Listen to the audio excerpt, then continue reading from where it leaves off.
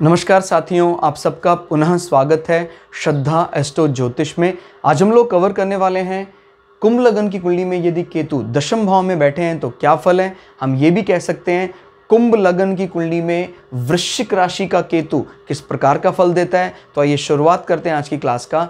लग्न से गिनेंगे anti clockwise तो यह आएगा दशम भाव, 10वां भाव। 10वां भाव जो हमारे सोशल स्टेटस, नौकरी और सरकार से मिलने वाले फ़ायदे या नुकसान, हमारे घुटनों को रिप्रेजेंट करता है। यहाँ पर जब 8 नंबर में केतु आता है तो 8 नंबर यानी वृश्चिक, जो चीज़ों को प्राय हाइड करने पर विचार करता है, छुपकर काम करना, अपने प्रोफेशन के बारे में ज़्यादा बातचीत ना करना, किसी इंटेलिजेंस एजेंसी में काम करना और इस प्रकार का CID वाला काम, मर्चेंट नेवी वाला काम, कोई तेल ढूंढना है, कोई माइनिंग का काम है, इस प्रकार के कार्य में यहाँ 8 नंबर आता है। और केतु इस चीज़ को, इस एजेंडे को और बूस्टअप करते हैं, लेकिन यहाँ सपोर्ट के साथ। आदमी को अपने बॉस के साथ, कुलीग के साथ ज़्यादा वार्तालाप करने की आवश्यकता ही नहीं होती है। यानी अगर वो उनसे ज़्यादा बार बार विशेष ना भी करें तभी भी उसको कोई समाज में उसका अपयश नहीं मिलेगा। सामाजिक प्रतिष्ठा उसकी इनफैक्ट इसी प्रकार से ही बढ़ती है। ज़्यादा उसको इन विषयों को डिस्क्लोज करने की ज़रूरत नहीं होती है। क्लियर हो गया। और क्या कह सकते हैं, केतु का यहाँ बैठना ये भी बताता है कि व्यक्ति को जो भी हाइब्रिड हैं, संकरण लोग हैं, संकरण फसलें हैं, उनसे बड़ा फ़ायदा होता है। क्लियर। तो ये बात समझना है, यानी इंटरकास्ट वाला जो पार्ट है वो इन जातकों के प्रोफेशन से कहीं ना कहीं ताल्लुक़ रखता है।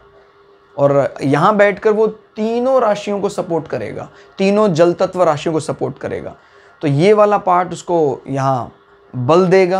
यानी अगर जैसे कोई किसान है और वो उसके कर्म क्षेत्र में केतु बली आ रहा है, तो वो अगर अपने काम में ज़्यादा से ज़्यादा हाइब्रिड फसलें इस्तेमाल करता है, हाइब्रिड टॉप इस्तेमाल करता है तो फ़ायदा होता है। और वहीं अगर उसके कर्म क्षेत्र में केतु नेगेटिव आ रहा है तो वो जितनी भी हाइब्रिड क्रॉप ज़्यादा लगाएगा और नई नई वैरायटी, उससे उसको फ़ायदा ज़्यादा नहीं मिल पाता। भाई जैसे BT कपास आपको पता है विष पैदा करता है, तो उस विष से उसके अपने पशुओं को परेशानी हो सकती है। तो वो समझना है आपको। केतु यहाँ बैठकर दृष्टियां कहाँ डाल रहा है, 1 2 3 4 5। आप कर्म क्षेत्र में बैठकर आपके धन भाव में नजर बनाए हुए, और धन भाव में भी पॉजिटिव संबंध बनाएगा, क्योंकि मीन राशि में भी केतु अच्छा फल देता है। यानी डायरेक्टली इनडायरेक्टली कहीं ना कहीं आपके जॉब के जरिए आपके एसेट्स में बढ़ोतरी करवा रहा है, गुप्त रूप से बिना ज़्यादा वार्तालाप के आपके एसेट्स को बढ़ा रहा है। और यहाँ नज़र डालकर ये भी बात समझ में आती है कि आदमी अपने गैदरिंग भी ज़्यादा नहीं होती है, इनके परिवारों में ज़्यादा फैमिली गैदरिंग नहीं होती, लेकिन बृहस्पति भी बली है, केतु की दृष्टि भी पड़ रही है, तो फिर सारे नात रिश्तेदार मिलकर चलने वाले होते हैं। गैदरिंग तो ज़्यादा नहीं होती है, कोई बात नहीं, लेकिन सब मिलकर चलते हैं, ये बहुत बड़ी बात है। रिजल्टेंट आपका बहुत अच्छा आ रहा है। रिश्तेदार, नात रिश्तेदार सब बृहस्पति के रोमांटिक फेस को रिप्रेजेंट करते हैं, यानी हंसमुख भी हैं, पढ़े लिखे हैं, समझदार हैं, ये सब चीज़ें आपके नात रिश्तेदारों के गुण दिखाई देते हैं। और अगर दूसरा भाव हमारा बली होता है और केतु जैसा प्लैनेट अच्छी दृष्टि डाल रहा है, तो आदमी की स्पिरिचुअल ज्ञान को डिलीवर करने की ताकत बहुत अच्छी होती है। कोई भी आध्यात्मिक विषय उसको दो, कम शब्दों में बात को रखता है। भोजन में वो इसी प्रकार के नए नए टेस्ट खाना पसंद करता है, और उसको मिलता भी ऐसा हाइब्रिड टेस्ट, नई नई वैरायटी ऑफ फूड्स वो पसंद करता है।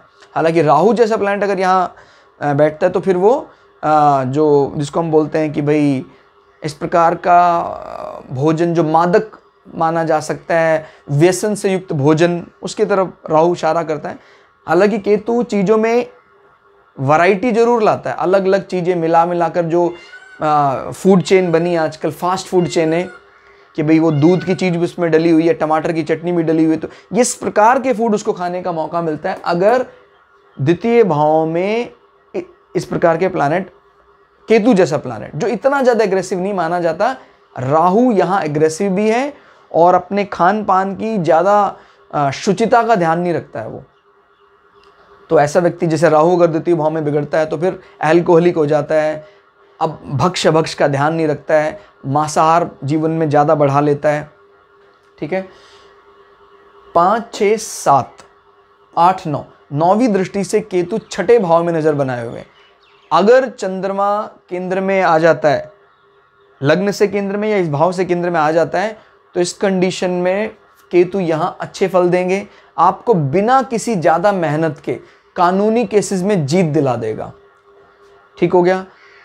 व्यक्ति को गुप्त रोगों से ज्यादा परेशानी का, देखिए अगर चंद्रमा कमजोर है तो निश्चित रूप से छठे भाव में केतु की दृष्टि आपके जीवन में इस प्रकार की गुप्त परेशानियां क्रिएट करता है, स्पेशली रिलेटेड टू बॉडी के कौन से अंग, किडनी में कोई समस्या, अगर कुछ ऐसी दिक्कत आ रही तुरंत आप डायग्नोस करें, नहीं तो वो रिपेयरेबल नहीं होगा।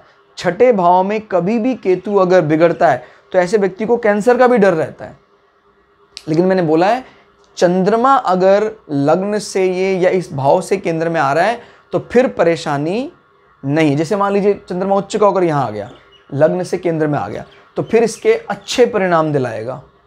बिना मेहनत के कानूनी केसेस में आपको जीत दिला देना, और लोन से फायदा, आपने चुपचाप कोई धन लिया था उससे आपके जीवन में बहुत बड़ी उन्नति होगी, तरक्की होगी। छठे भाव में मजबूत स्थिति का यह भी मतलब होता है आदमी अपने कार्य को समय पर पूरा करने वाला होता है, शत्रु उस पर हावी नहीं हो पाते हैं। और यहीं अगर चंद्रमा कमजोर हो जाए, चंद्रमा केंद्र में नहीं आ रहा है ना तो लग्न से ना इस हाउस से, तो इस कंडीशन में फिर आदमी को गुप्त शत्रु परेशान करते हैं, बीमारियां परेशान करती हैं। यानी एक शर्त के साथ है, यहां पर अच्छाई तभी संभव है केतु की जब इस राशि का स्वामी लग्न या इस हाउस से केंद्र में आ जाए।